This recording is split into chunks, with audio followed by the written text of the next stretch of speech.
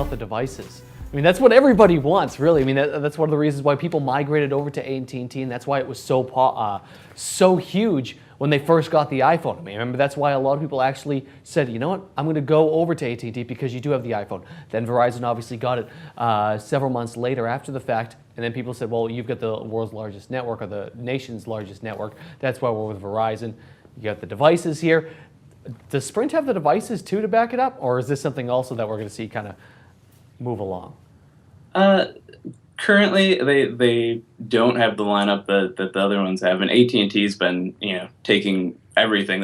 They just recently announced that they were going to have the Samsung camera on their service, so they're really not ruling out any devices on there. But SoftBank did the same thing in Japan that AT&T did. They were the first ones to have the iPhone, so they have a relationship there, and they seem to be very proactive in going out and getting devices like that. So there's new ones coming out all the time, and they could easily snap up a couple for Sprint exclusively.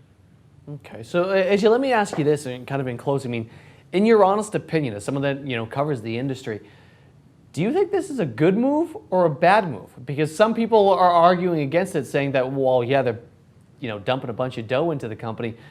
It doesn't necessarily mean anything. I mean, what's your honest opinion? I think if you look at the track record of SoftBank, it's obviously a risky move. It's obviously the biggest move they've ever done, but not by much.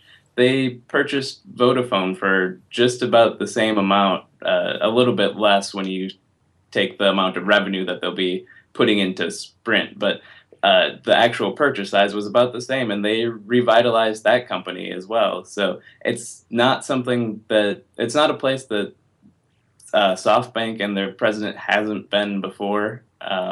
It is a bigger market, but it's also a bigger revenue stream for them as a company. So I think they'll have the money and the experience to do something really really special with Sprint. But it's going to take a while.